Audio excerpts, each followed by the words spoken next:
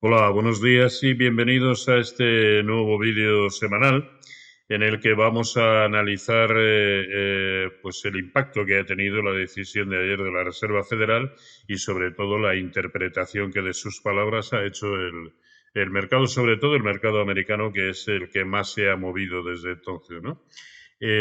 Aquí tienen el gráfico del Nasdaq, que es con diferencia el que más negativamente ha acusado el impacto de esas declaraciones y de la subida de tipos de interés y de un plumazo. Bueno, ya venía tocado, ¿no? Porque con diferencia era el único que era el que menos había subido en el rebote, ahí lo tenemos. A duras penas había llegado al 0,382% de Fibonacci de lo que fue la caída desde agosto, no la de toda la caída desde máximos históricos, que el Dow Jones está aquí ya, ¿eh? Está en esta zona, es decir, ha corregido hasta el 50% desde los máximos históricos. Sin embargo, el Nasdaq 100 evidentemente muchísimo más deteriorado. No ha llegado ni de lejos a completar la proyección mínima de la figura de cabeza y hombros invertido que nos ha dejado aquí abajo y cuya proyección mínima era hacia la zona de 12.250. Por supuesto, se ha quedado muy por debajo. Y lo problemático es que el precio ya se ha ido, quiero decir, cabía pensar que efectivamente esto fuera simplemente un retroceso para continuar subiendo, pero a efectos exclusivamente de la formación técnica, el hecho de que ya se haya ido por debajo del nivel del segundo hombro, ya invalida la formación técnica que, por ejemplo, sigue en pie en el SP500. Tiene la misma, ahí lo tenemos, son cabeza y hombros invertido, y por supuesto el precio aún no se ha ido por debajo del nivel del segundo, ¿no? Pero también hay algo problemático en el caso del Nasdaq 100. Ayer se detuvo clavado en el 0,618% de Fibonacci de lo que había sido el mini rebote. Luego, un nivel de cierre por debajo de esta zona, que son los 10.910 puntos, y yo creo que está servido, o hay muchas posibilidades de que el mercado se vaya no solamente al origen del movimiento, sino incluso por debajo. Ahora, lo que cabe pensar es, ¿va a seguir teniendo la suficiente fuerza?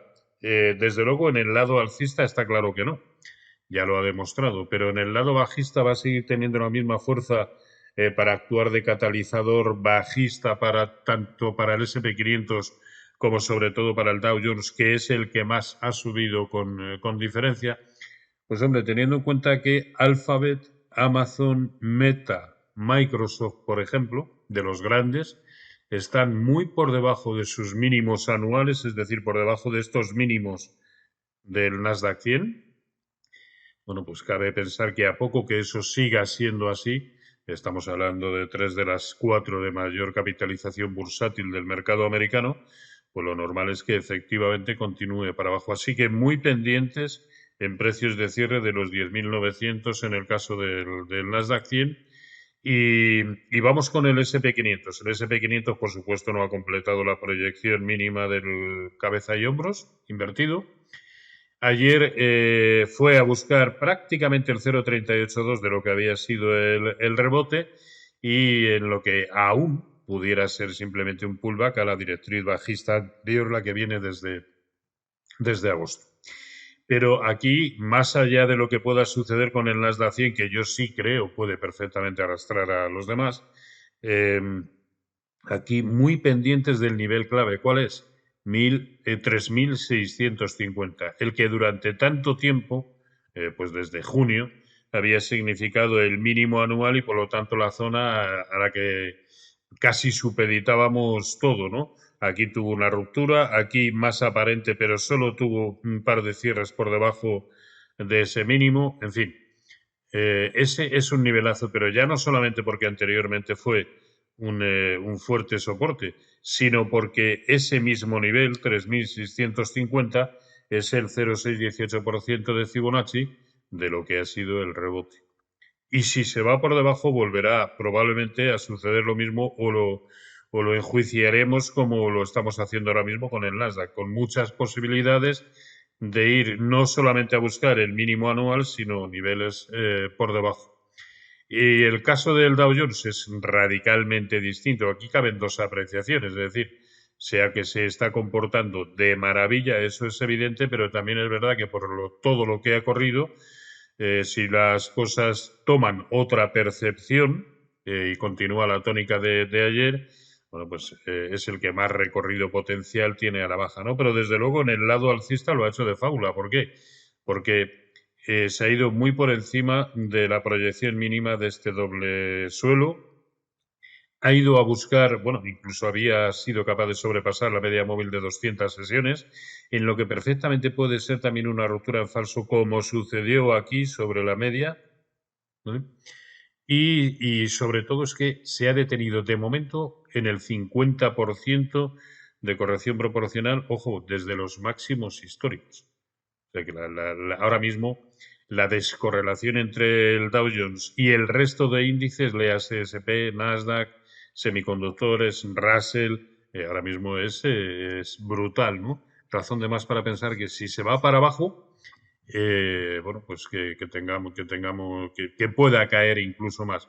De la misma manera que tenemos muy claro que por encima de 33.070, pues lo más normal es que nos vayamos a la franja entre 33.780 y 34.320, ¿no?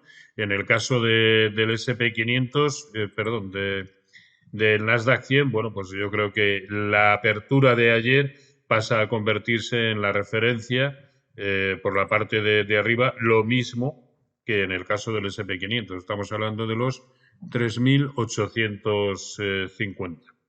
Y por hacer una breve referencia al IBEX 35, de momento se ha detenido un poco en terreno de nadie, muy próximo a lo que es la tangencia con la directriz bajista que viene desde finales del mes de mayo, pero ahora mismo yo creo que va a estar muy al albur de lo que hagan el resto de índices, porque le ha pillado todo esto un poco en territorio de nadie. Llevaba una muy buena secuencia de rebote, pero no ha alcanzado la proyección mínima de este doble suelo, no ha alcanzado el máximo relativo de los 8.250 y el primer nivel a vigilar ya no es solamente los 7.800, sino 7.730, porque es el primer nivel de corrección de Fibonacci de lo que ha sido todo el último rebote. Así que, bueno, vamos a ver qué es lo que sucede. Ahora mismo, evidentemente, las sensaciones dan para, si hoy el Nasdaq 100 cierra por debajo del nivel de ayer,